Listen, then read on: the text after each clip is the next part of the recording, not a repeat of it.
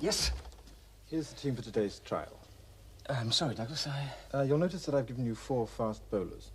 You needn't use Gubby much, but I'd like you to give Larwood, Vos and Bowes a thorough workout. Yes, well... I've instructed them to try a bit of leg theory, so you'll give them whatever field placings they ask for.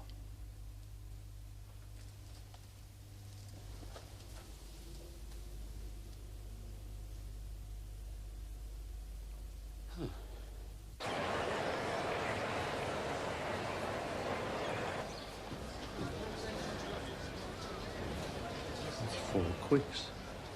What?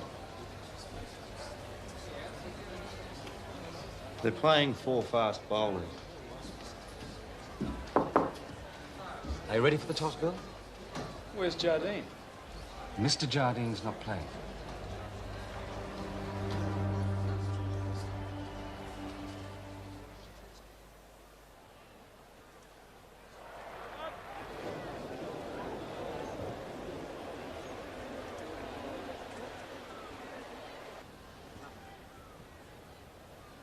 Mr. Wyatt, I'd like to change the field a bit. Of course, Harold. What would you like? Try some leg theory. Well, Douglas said you might. They've only got 50 on the board. It seems a bit early to go on the defensive. No, well, I want to go on the attack. See, the ball may have lost its shine, but the pitch is still lively. Good bit of bounce. I'd like 2 men in the deep and 4 close in on leg side, please. Seems a trifle excessive. Look, what's I give you 1 extra man close in? Mr. Jardine wanted me to try it with more, Skipper. 4, you say? Aye, please.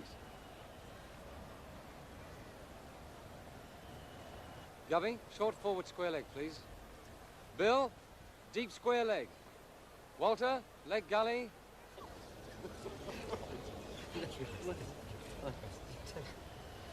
Oh, what's this?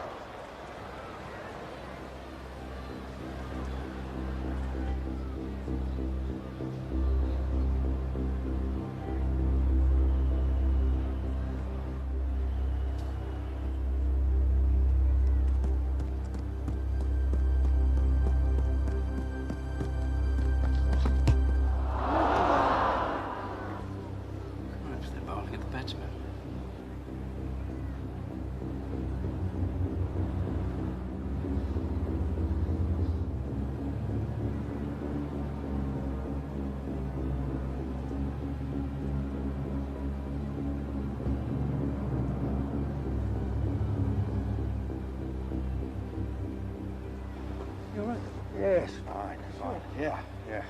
You are sure? Yeah, fine.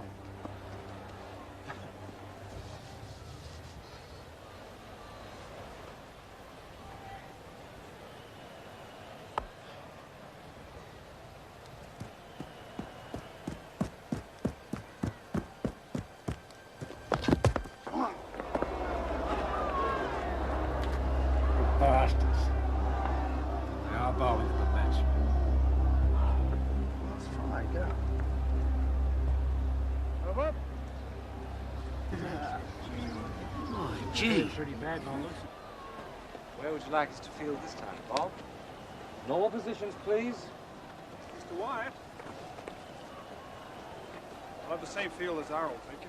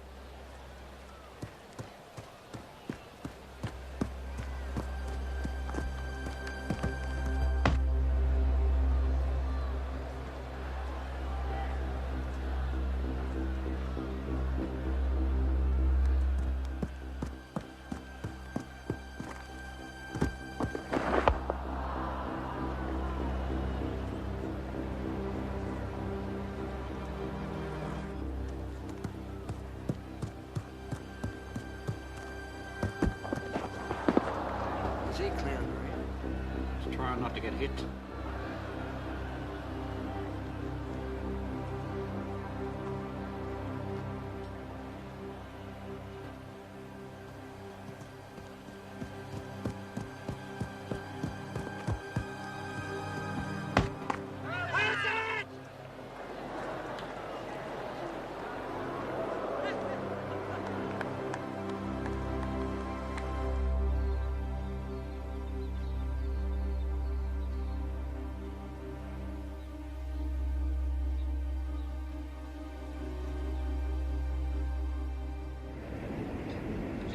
That you went fishing?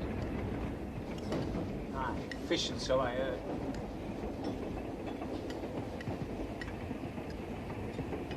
He's a strange one, that. Keeps himself to himself, that's all. Well, he was right about those leg theory tactics anyway. Aye. He knows what he's doing, all right.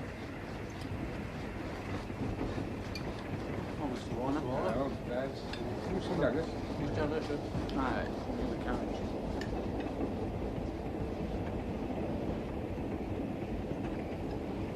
Have you seen the newspapers? I'm rather worried about what the Australian press is saying about our bowling tactics. I'm not interested in what the Australian press has to say. Well, it's just that they suggest that our tactics are, that they could cause a nasty accident. Oh, none of my tactics is accidental. My dear fellow, you don't understand. They are saying that we are deliberately trying to hit the batsman. This could cause considerable friction for us. Well, that is a managerial problem within your realm, Plum. I am here to win the Ashes.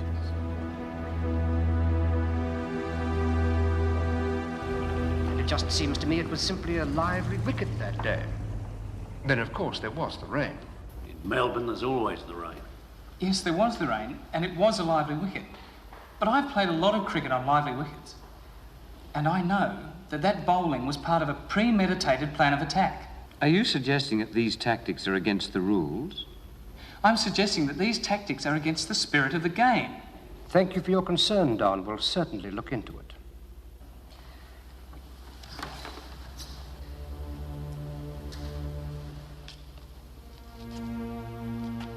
We face a very dangerous situation.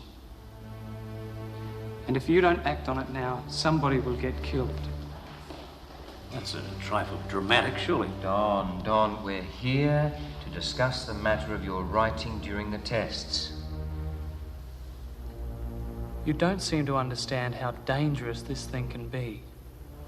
This ball weighs 5.5 ounces. A fast bowler like Larwood propels it towards the batsman at 100 miles an hour. That gives the batsman a fraction of a second to decide whether to play the ball or get out of the way.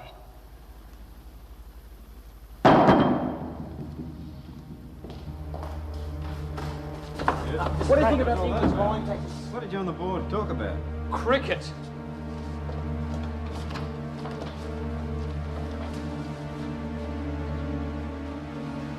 Don, you all right? Yes, George. I'm all right.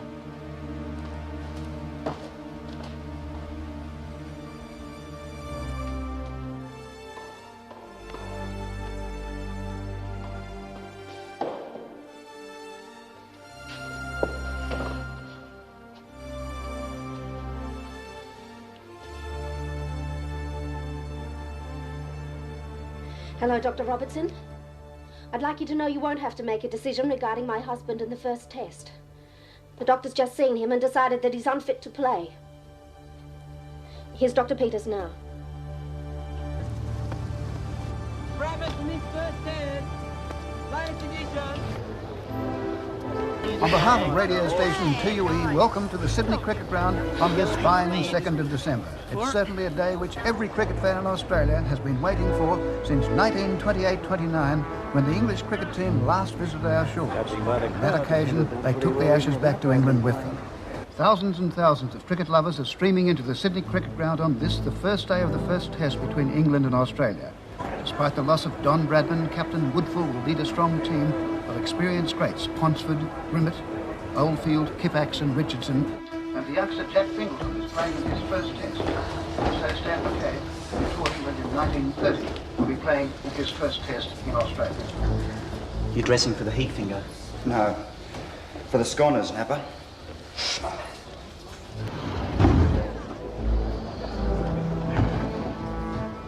Hello there. I'm Alan Harvey, London. Cooper, Sydney. I usually cover tennis, actually.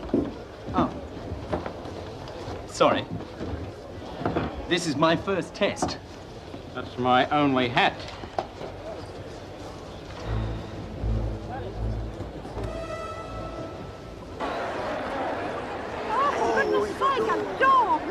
Now you be quiet, all right?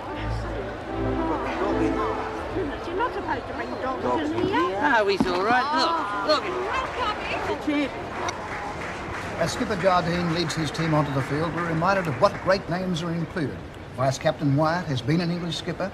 Herbert Sutcliffe and Wally Hammond will undoubtedly go down in the history of sport as cricket immortals.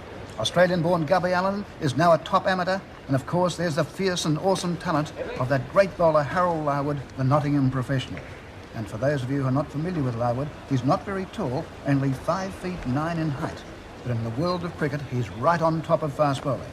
We see him now approaching Jardine, who examines the pitch before commencing his field placings. And the applause from the huge crowd as the Australian opening pair, Woodfull and Ponsford, make their way down to the gate.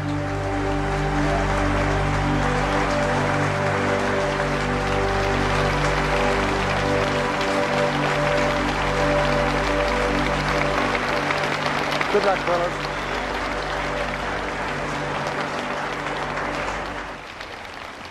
Oh, Mum's made your favourite chocolate cake. She said you're only to get a piece if you're still in at lunch. Got the Armadillo? Certainly has.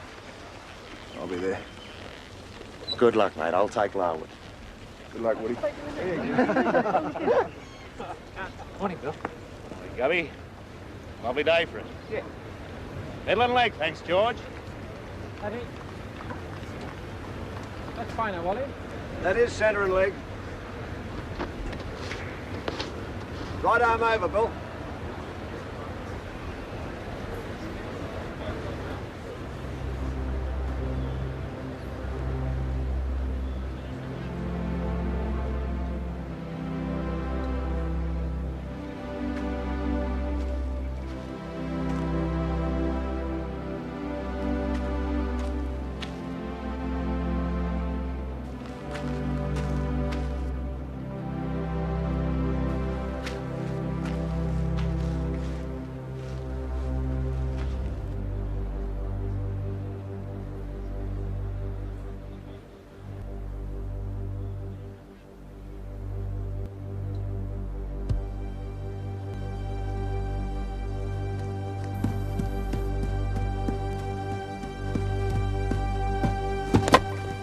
Yes!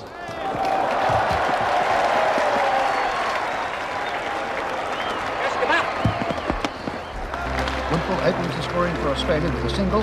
The two Bills, the great opening pair, Woodfull and Ponsford, out there in the middle, with all Australia right behind them.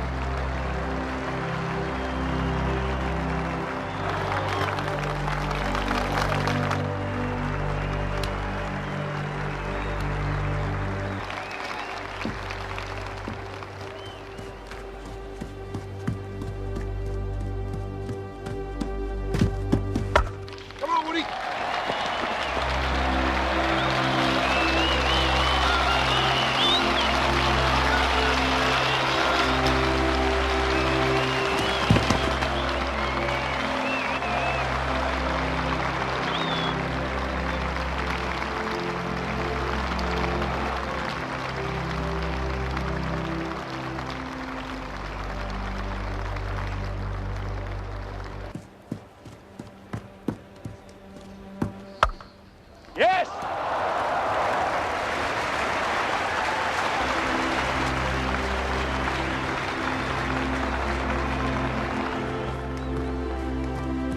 It's a good solid start for Australia with Ponsford on 10 and Woodfull on 4.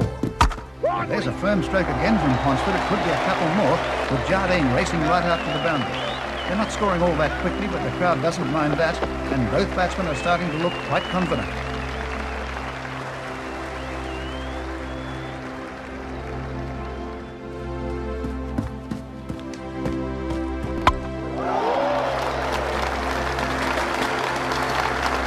Australia, no wicket for 16. The openers Woodfull and Ponsford looking solid against the fast attack of Larwood and Vose.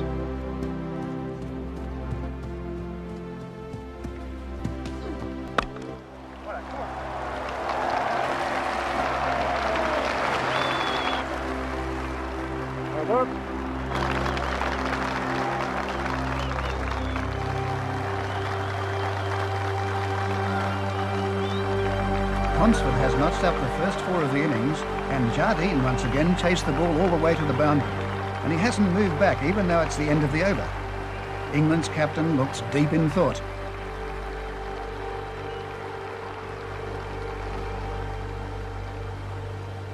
Try some leg theory, please, Harold. Right, skipper. Short forward square leg, please, Debbie. Herbert, leg slip. Wally, leg gully. Bill, second leg slip. Patty! Now it's on for young and old.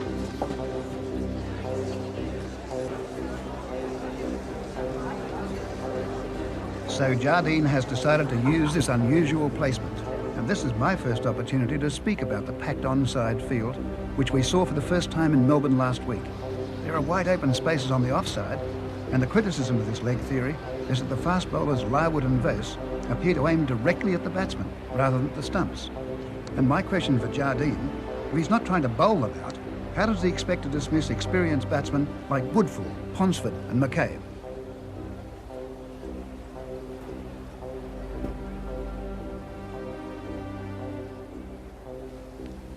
Well, Woodfull has the strike, and Larwood ready to start this first over with the new packed field on the onside. And it's short, and Woodfull's been hit. He made no real attempt to get away from that ball, and it struck him on the shoulder, on the left shoulder. Larwood just glares down the pitch and goes back to his bowling mark.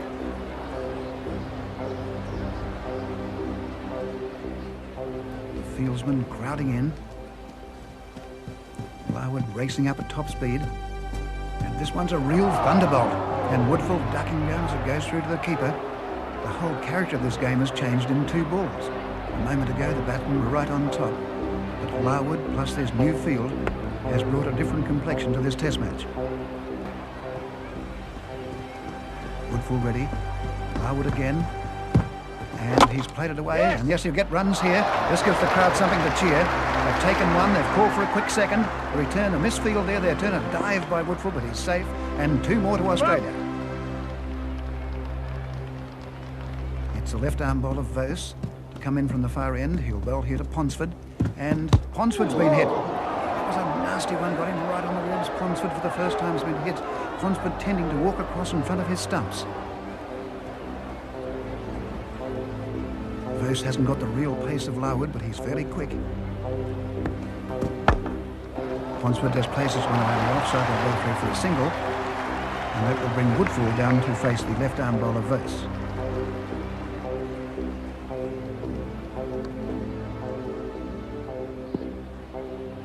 Woodfull, the man they call the unbowlable. Okay, just a pull away from that one, which was short, about chest high, right over the top of the middle stump. Vose again. Woodfull gets an edge, has he? It's gone to the keeper. There's an appeal for caught behind. Woodfull, is he out? Yes, Woodfull is out. Bad luck.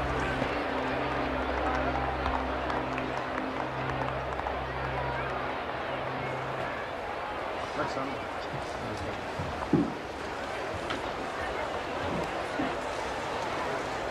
Head down, Jack.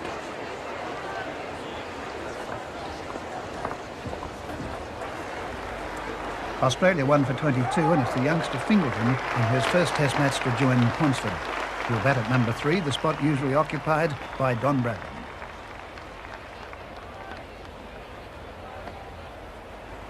The wicket fell off the last ball of the over. And Ponsford will be taking strike here to the new over from Larwood. No ball so far in the last few overs has been pitched up on a length. Larwood going right to the edge of the return crease. And a short once again Ponsford has struck. Bill Ponsford determined to be right inside the line of flight here. He's going right in front of his stumps. Here's Larwood, and Ponsford goes back this time and plays on the onside, gets a run. He's called them through, and they've taken a single. Yes, they'll be 3 for 1. Nice return, but well run. Now that brings Fingleton to face his first ball. The youngster looking pretty nervous to me. He'll be looking for that first run. And here's a rocket from Larwood that struck Fingleton just above the waist. It must have hurt. He's just rubbing the spot there. Fingleton learning very quickly what Test match cricket's all about.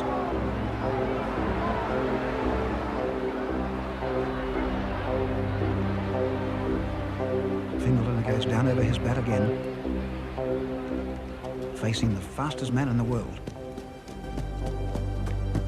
Up comes Larwood.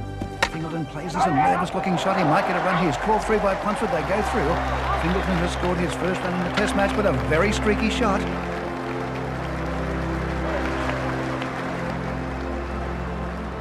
It's a sequence of 4 straight short pitch balls with one in the middle that was on the stumps. Now, what will Larwood do this time? Bowling to Ponsford, and Ponsford goes across and he's gone right out, and his leg stump's been knocked out of the ground. Ponsford went too far across, and Ponsford's been bowled. There goes my chocolate cake.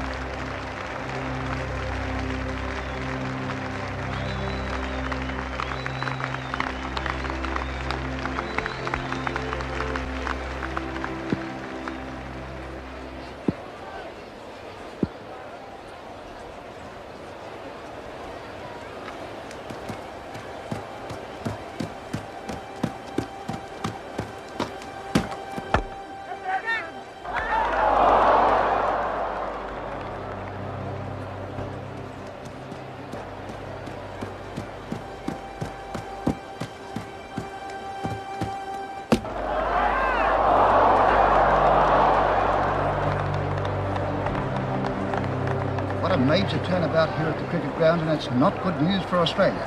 Ever since Jardine altered his field and the bowlers started using leg theory, Australia has collapsed.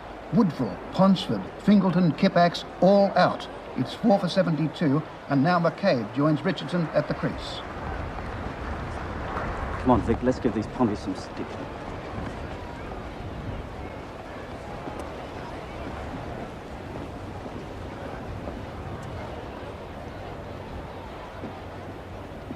Middle thanks, Umpy. A little to the on. Right.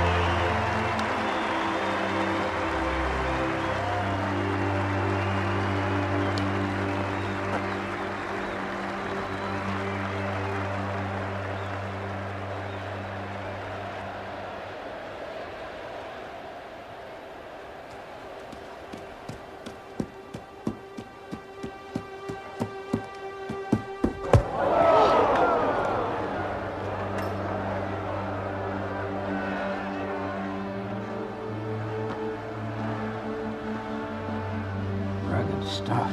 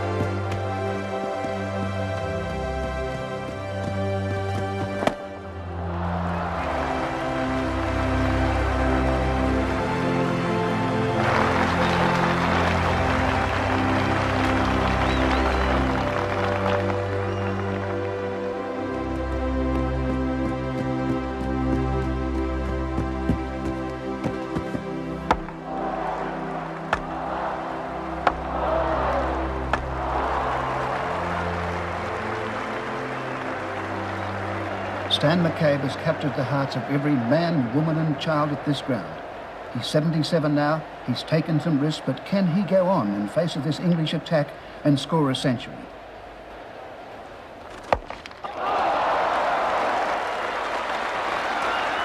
Today, Stan McCabe has taken over the mantle of Don Bradley. Gubby, leave Harold for a while. Happy to, Douglas. But I'm not bowling to this field. You'll bowl as I tell you to bowl.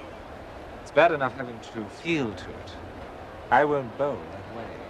You will if you want to play. You can't threaten me. Do you want to play or not?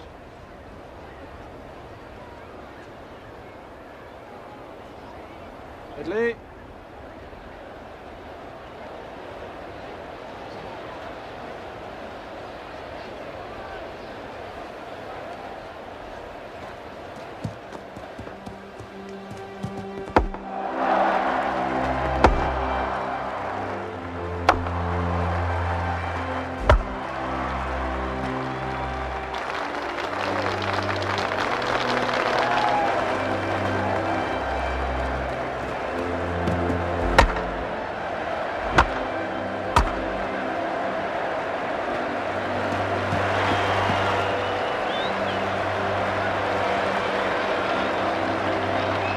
Crowd wild with excitement. McCabe is 97.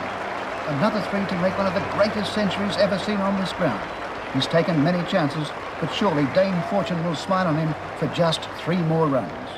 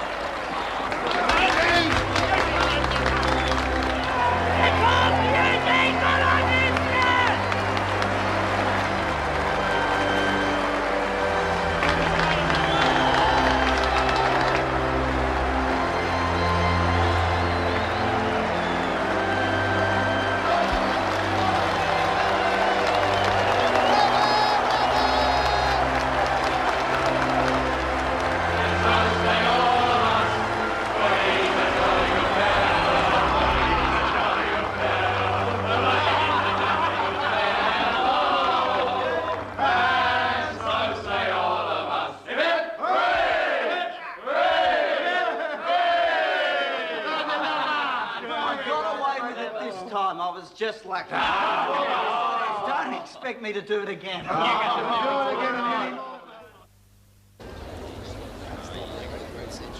At lunch on the second day of the first test, Australia all out first innings for 360, and of these no less than 187 to Stan McCabe. And his batting on this second morning was just sensational. Now it's England's turn, and can Hammond, Sutcliffe and company and the newcomer Patowdy do as well as the Australians? You are the cream of England's batsmen. I know that none of you is seeking personal glory, that you each share my philosophy of cricket as a game for 11 aside. I shan't try to lecture you on batsmanship, the condition of the wicket and so on. You're all prepared for that. Herbert? Well, perhaps you should be offering me advice. Bob, this is your first time here, and your first time as opener. But I know that you'll rise to the occasion. Walter, I recall that you were described as the greatest batsman in the world. I know that you'll live up to that. As for your Highness, I count it an honor to be your friend as well as your captain. May this be a glorious test debut for you. What more can I say? Though all we made depart, the old commandments stand. And patience, keep your heart, and strength, lift up your hand.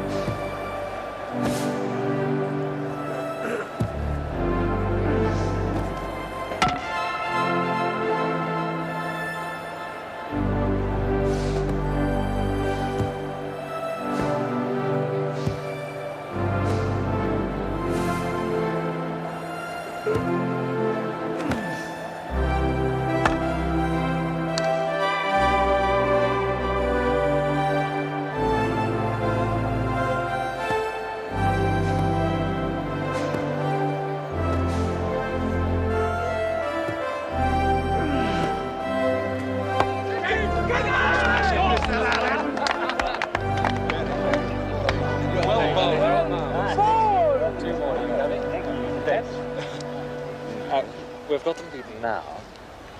Do you think we can ease up a bit on the short pitch bowling and the leg theory? Not while Mr. Bradman is up there watching.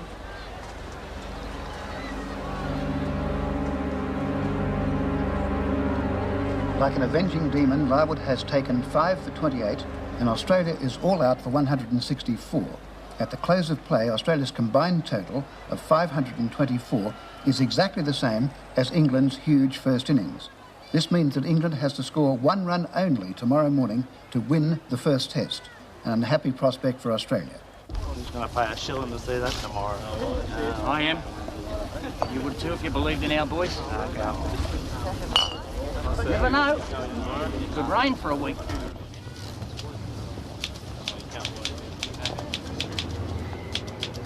And so, with the absence of Bradman, England triumphs and the first of the 5 tests stopped. The critical questions are, will Bradman be fit for the second test stop?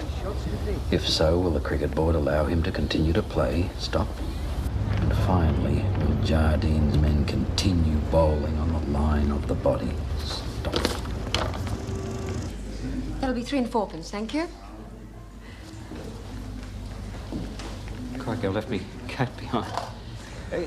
Could you just send that off, dear? I'll go back and get my wallet. I'm sorry, I'm not allowed to do that. Look, fair go. If I don't send that off, I'll miss the deadline. How much is it? 3 and 4 pence.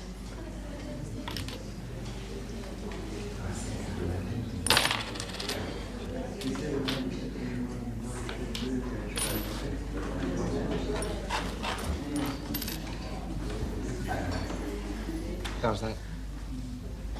Well, you're 4 pence short.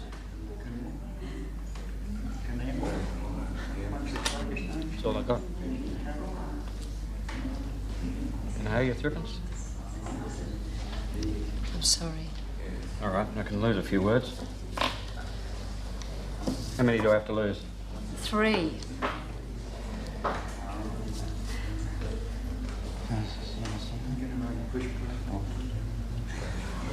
Righto. Change the line of the body to body line. That's 2 words. No, it's not, madam, it's 1. Body line? Body line.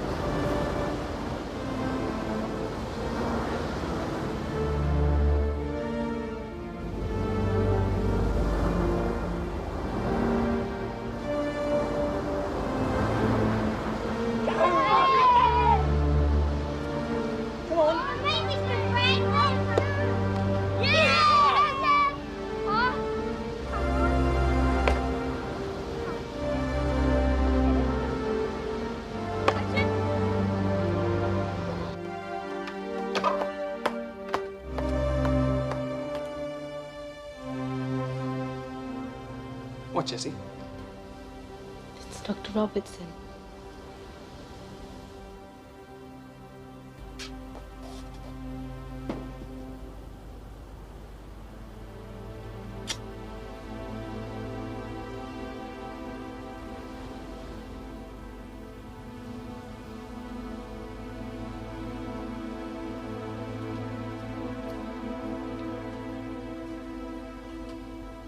Hello? Yes?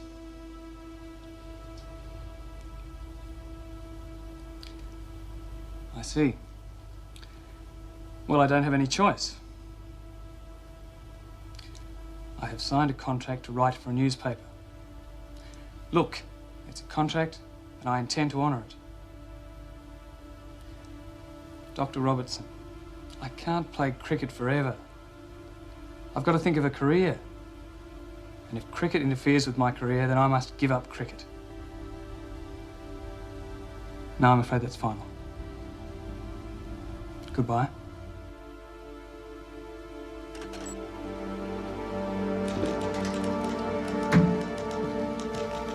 G'day, Chuck.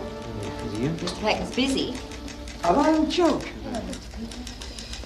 Mr. Packer's busy? You want to see me?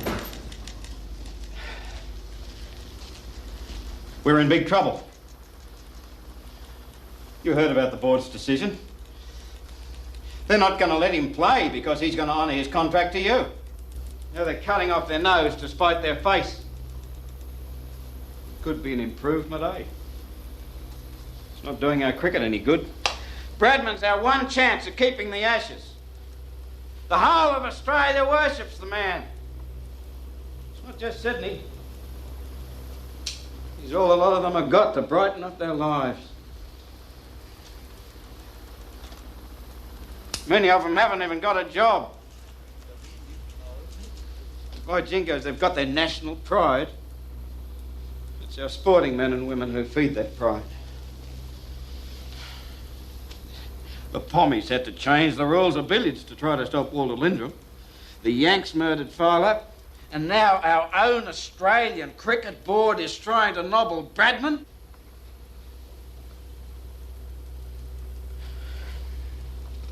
There are some fine batsmen on the Aussie team, I'm not denying that. But without the Don, we might as well burn the bales now and hand the Ashes to Jardine on a silver platter.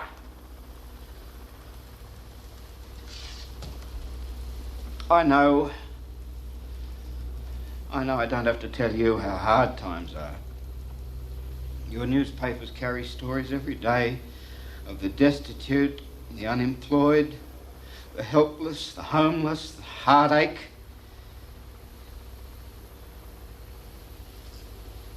It's a grim picture. This country needs heroes, and that's what Don Bradman is. He's our hero.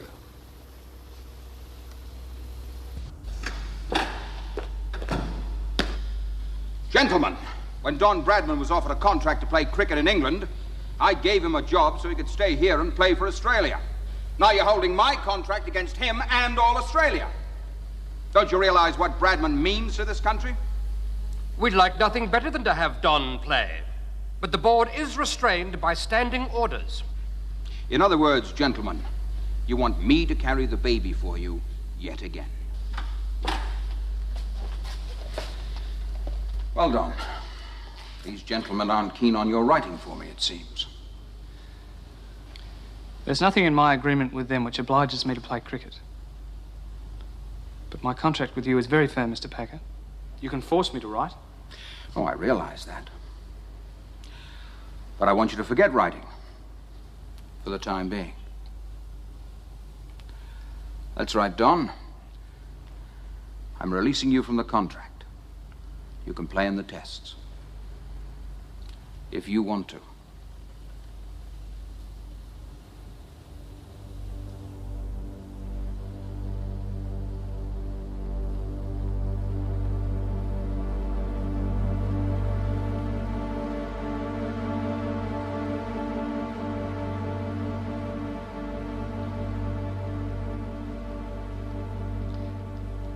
In that case, Mr. Packer, I will play.